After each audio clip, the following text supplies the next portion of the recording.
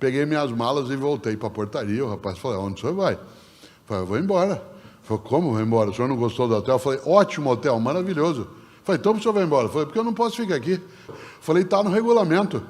Ele falou, o senhor está brincando. Eu falei, tá sim, pega aí o regulamento. Ele pegou, eu falei, leia aí, artigo 12. Ele leu, o hotel não admite a presença em suas dependências de animais de quaisquer espécies.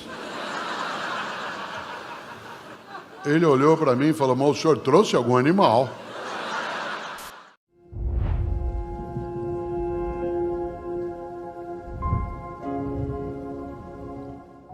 E uma vez eu entrei nesse hotel que estamos hoje.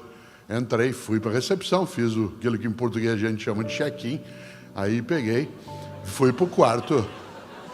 Quando eu cheguei no quarto, fiz aquilo que você faz em quarto de hotel. Você dá uma ajeitada no lugar para ficar do teu modo, né? Começa a ler o que está em cima, folheto, preço de frigobar, essas coisas.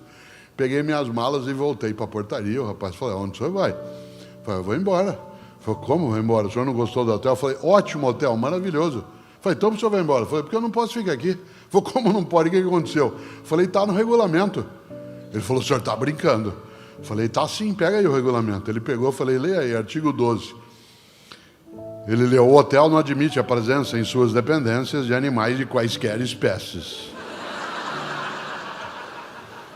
Ele olhou para mim e falou, mas o senhor trouxe algum animal?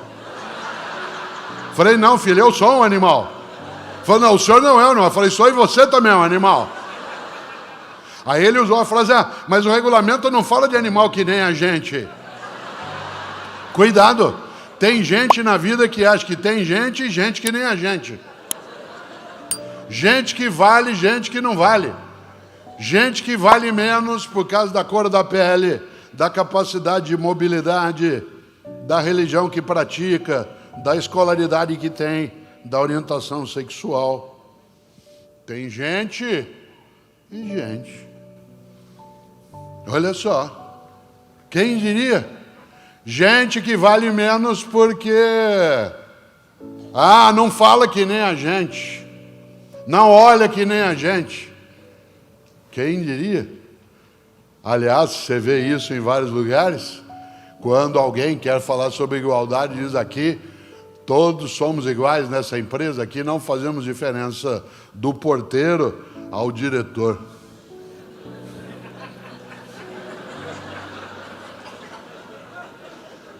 Aqui não criamos distinção entre as pessoas, aqui todos são iguais, da diretora ao faxineiro.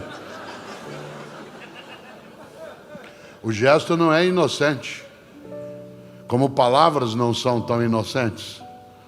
Como a gente tem de pensar o quanto vale e imaginar. Na política, quantas vezes eu vi de cima do palanque, e eu tive que me policiar várias vezes para não fazer isso também, de cima de um palanque, a pessoa dizendo, nós temos que levar a educação até o povo. Nós temos que levar a saúde até o povo. Por que eu estou dizendo isso? Porque a gente não pode ter uma cabeça medíocre, que gere uma convivência medíocre, um desleixo com a vida comunitária, com o planeta, com os nossos afetos, com os nossos desejos, com aquilo que marca a necessidade de nós fazermos valer. Num dos momentos de maior emoção da minha vida foi eu visitando uma escola da Prefeitura de São Paulo. Era uma escola para deficientes auditivos, para crianças surdas. E eu fui a essa escola visitá-la e as crianças fizeram uma apresentação, cantando e dançando, e nenhuma das crianças ouvia. E elas estavam ali se apresentando a partir, especialmente do som da batida, a professora e o professor orientando, com a batida no chão para ela sentir a vibração, e cantavam sem que a gente tivesse a soltura da voz, mas da emoção sim. E quando terminou aquela coisa belíssima, eu fui agradecer às crianças e disse, olha, eu não tenho a possibilidade ainda de usar Libras, eu não sei a linguagem brasileira de sinais, mas quem estava ali eu sabia. E aí eu falei da alegria de estar naquele momento, e um menino sentado à frente, enquanto eu falava, um menino de uns 6 anos de idade, disse, muito obrigado, a gente gostou muito que você tenha vindo aqui. E eu achei estranho, porque uma criança surda, obviamente, né, se ela é surda, especialmente de nascença, ela é muda, né, e, portanto, aquele menino que comigo falou, a hora que terminou, eu fui até ele e falei, você não é surdo? Ele disse, não. Eu falei, e por que você está nessa escola? Ele disse, porque meu pai e minha mãe são.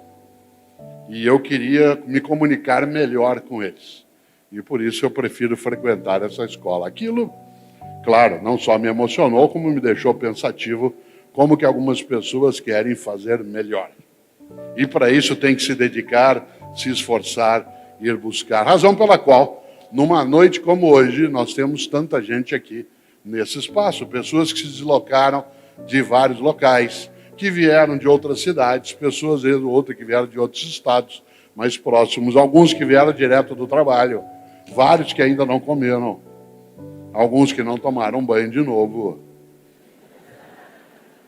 E eu não falo isso por percepção, falo por causa do uso do horário. Olha só, quem diria? Que coisa boa! E Gonzaguinha compôs uma música que, depois que a gente deixava o canto das crianças, quem aqui é professor ou professor sabe disso, a gente ia para a nossa sala, né, a sala das professoras. Os professores tomavam um chá, comiam uma bolacha, e a gente estava ali, né, e de repente se começava, sempre tem alguém que toca violão, e pegava um violão e começava a cantar uma música do Gonzaguinha que vocês conhecem, chamada O Que É, O Que É. No qual ele tem um refrão, você já ouviu várias vezes, em que ele diz a vida é bonita, é bonita, é bonita.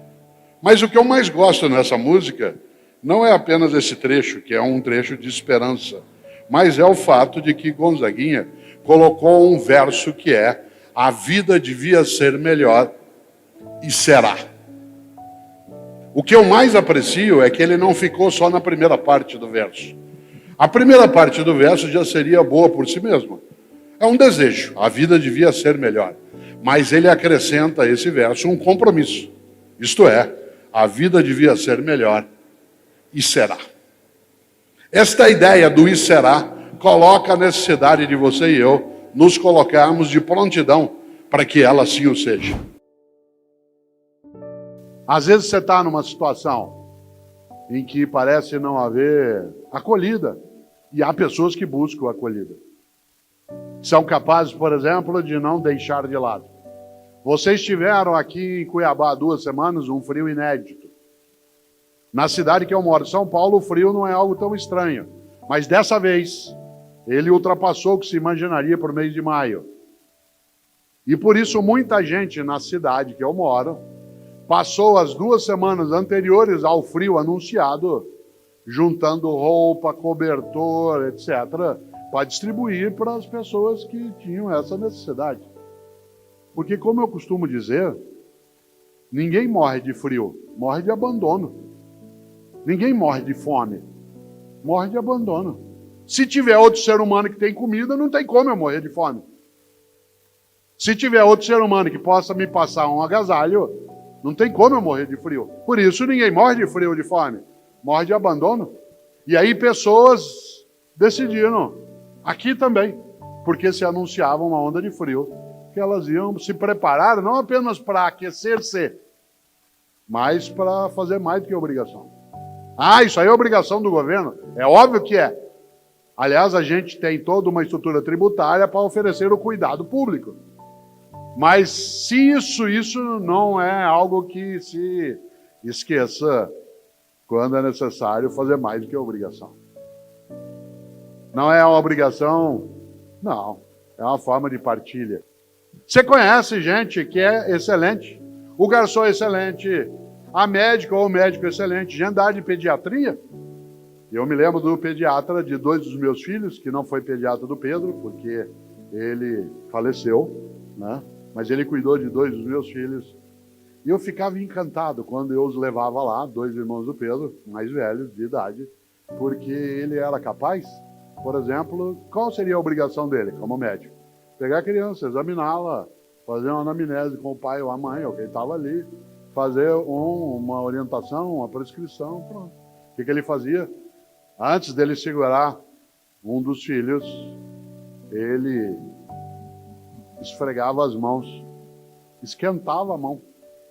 Antes, esfregavam uma mão na outra para ela ficar quente, para não segurar numa criança pequena com a mão mais fria, que já estava ali a criança sem entender o que era, num lugar onde ela está pelada, numa mesinha meio gelada, onde ela está olhando aquilo. A mão quente, pode parecer bobagem, isso é um passo de aproximação. E por que eu digo isso? Porque, é claro, a médica excelente, a professora excelente. Às vezes, alguns de nós aqui tivemos professora de história, não sei se você lembra uma professora de história que nós tivemos. O Edson, que está aqui, que nós conhecemos há décadas, a gente teve a mesma professora com 14 anos de idade, uma professora chamada Daisy, que era professora de história, dava aula sexta-feira, no último horário. Você sabe o que significa dar aula ou assistir aula? Na sexta-feira, no último horário. E a gente gostava de ir para a aula dela, sabe por quê?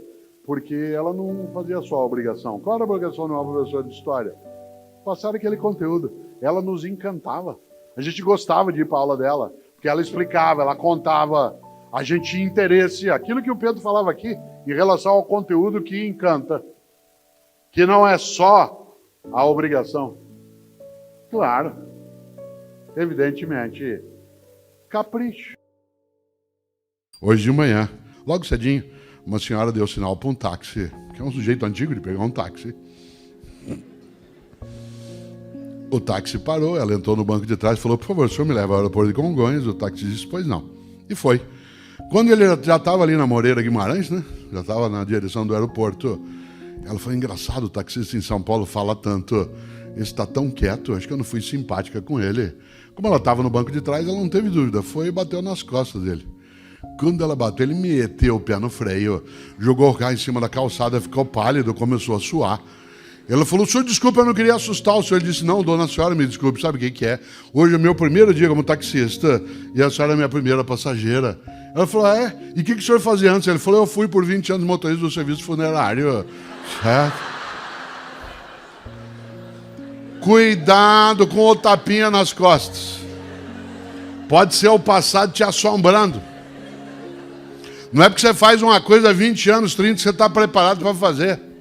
No mundo de mudança e velocidade, nós temos o vir à tona, a emergência, vir à tona, emergir, de múltiplos paradigmas, modos de fazer, de pensar. E nessa hora, claro, é preciso que eu seja capaz de não esvair a competência. Eu o cito em alguns livros, porque eu gosto demais. Beda, que é chamado de São Beda, né, por católicos, ortodoxos, luteranos e também anglicanos. Beda, ele diz algo que eu vou repetir 2 vezes. Ele diz: há 3 caminhos para o fracasso. 3 caminhos para o fracasso. Primeiro, não ensinar o que se sabe. Segundo, não praticar o que se ensina. E terceiro, não perguntar o que se ignora. Digo de novo: há 3 caminhos para o fracasso. Não ensinar o que se sabe, não praticar o que se ensina e não perguntar o que se ignora. Vamos inverter. A você, servidor e servidor público, aqui ou fora daqui, pessoas que colocam o poder da autoridade, do conhecimento, da capacidade a serviço de uma população que precisa. Vamos inverter. Há 3 caminhos para o sucesso. Ensinar o que se sabe, isto é, generosidade mental. Segundo, praticar o que se ensina, ou seja, coerência ética. E terceiro, perguntar o que se ignora, isto é, humildade intelectual. Estas são 3 trilhas virtuosas para um passado honroso daqui a 30, 40 anos. Generosidade mental, coerência ética e humildade intelectual. Nós vivemos hoje múltiplos paradigmas. É necessário que a gente tenha coerência ética de praticar aquilo que ensina. Tenha generosidade mental para repartir o que sabe. Mais especialmente, e eu quero usar os teus 3 minutos finais de desespero nessa direção, já se foi mais de 1 hora, você nem notou, você estava cochilando. Quero lembrar que dessas 3 trilhas virtuosas, a mais importante delas é humildade intelectual. Isto é, eu saber que eu não sei todas as coisas. e que se eu quiser não me tornar medíocre, eu preciso estar disponível, permeável a conhecer aquilo que ainda não conheço. Aliás, porque só conhecendo aquilo que não conheço, poderei avaliar se ele tem cabimento no que fazemos ou não. E nesse sentido, abrir a cabeça para o mundo que chega. Num mundo em que eu posso, desde publicar, escrever livros em plataforma papel, como no mundo digital, fazer cursos presenciais, ou como tenho eu, curso online de filosofia.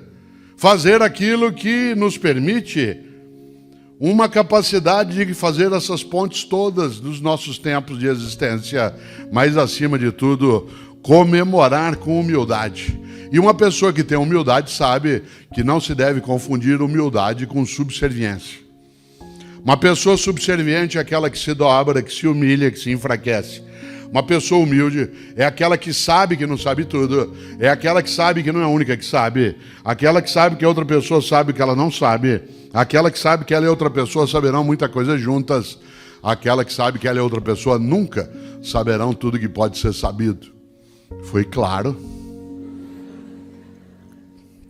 Humildade intelectual, generosidade mental e coerência ética.